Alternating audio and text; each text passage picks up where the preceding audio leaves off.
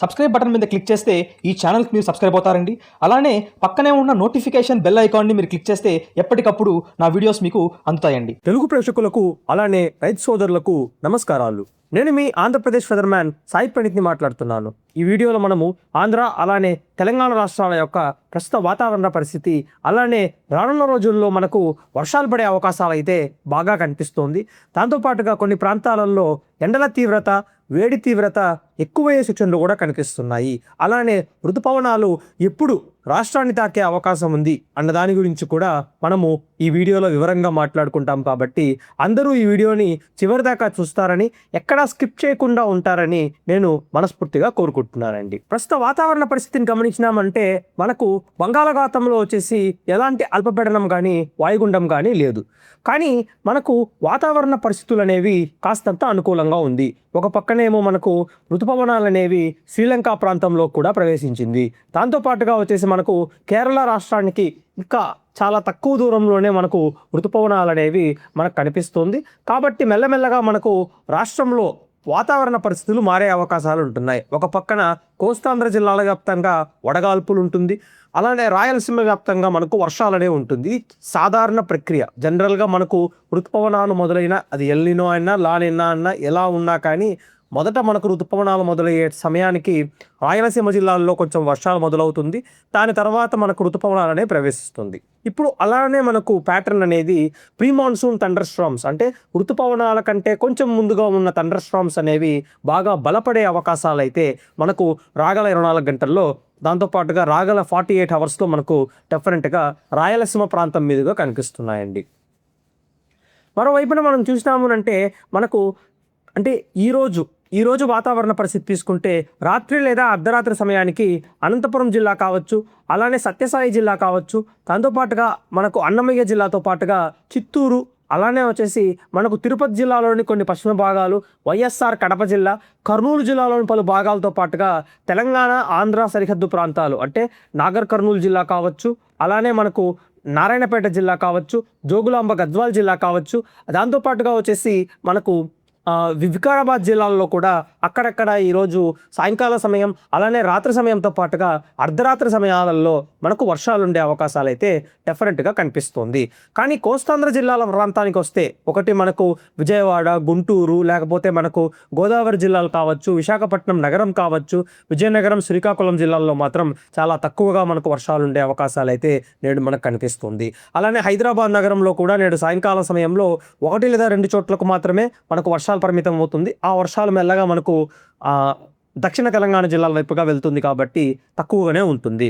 మిగిలిన parts of Telangana జిల్లాల్లో కూడా తక్కువగానే మనకు వర్షాలు ఉండే అవకాశాలు నేడు మనకు కనిపిస్తున్నాయండి. మరోవైపున మనకు రేపు కూడా ఇలాంటి ప్యాటర్నే మనకు కొనసాగుతుంది. ఎందుకు మనకి ఇలాంటి ప్యాటర్నే కొనసాగుతుంది అంటే రేపు కూడా ఈ ప్రీ మాన్సూన్ షవర్స్ అనేవి మనకు కొనసాగే అవకాశాలు, ఈ ప్రీ మాన్సూన్ కండిషన్స్ అనేవి ఉంటున్నాయి. కాబట్టి అంటే ఒక చిన్న పట్టీ లాగా అది. ఆ పట్టీలో వచ్చేసి ఏంటి అంటే మనకు ఇప్పుడు ముందు మనకు ఏ కండిషన్స్ ఏ ప్యాటర్న్ వలన మనకు వర్షాలు పడుతుంది అని మనకు ఈరోజు మనకు రాయలసీమ జిల్లాల్లో వర్షాలు పడుతున్నాయి. సిమిలర్గా అదే ప్యాటర్న్ రేపు కూడా ఉంది, కానీ కొంచెం బలహీనపడింది. కాబట్టి రేపు కూడా కొన్ని వర్షాలు ఉంటుంది, కానీ ఈ రోజుతో పోలిస్తే ఎక్కువగా మనకు వర్షాలు ఉండే అవకాశాలు రేపు మనకు కనిపించట్లేదు. కానీ కొన్ని ప్రాంతాలకు మాత్రం, లేదా ఒక మనకు అంటే ఇక్కడ చూసినామంటే వైఎస్ఆర్ కడప జిల్లా కావచ్చు, లేకపోతే ఆంధ్ర కర్ణాటక సరిహద్దు ప్రాంతాలకి బాగా మనకు వర్షాలు పరిమితమయ్యే సూచనలు డెఫినెట్గా కనిపిస్తుంది. మరోవైపున కోస్తాంధ్ర జిల్లాల్లో కూడా కొంచెం ఉపశమనం లభించే అవకాశాలు కూడా కనిపిస్తున్నాయి. ముఖ్యంగా గోదావరి జిల్లాల్లో అక్కడక్కడ, అనకాపల్లి జిల్లాలోని పలు భాగాలు, అల్లూరి సీతారామరాజు జిల్లాలో మనకు వర్షాలు పడే అవకాశాలు అయితే రేపు కూడా మనకు కనిపిస్తుంది. సో ఈ విధంగా ఉంటుంది ప్యాటర్న్ అనేది.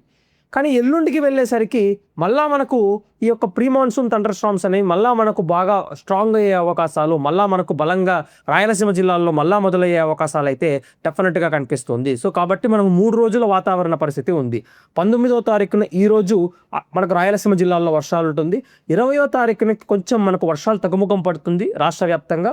21వ తారీఖునకి మనకు మళ్ళా రాయలసీమ జిల్లాల్లో వర్షాలు పెరిగే అవకాశాలు డెఫినెట్గా కనిపిస్తుంది. సరే, ఇది ఇలా ఉండగా ఋతుపవనాలు ఎప్పుడు వస్తుంది అని మనం ఆలోచిస్తున్నాం కదా, దానికి కూడా సమాధానం అనేది ఆల్రెడీ వచ్చేసింది.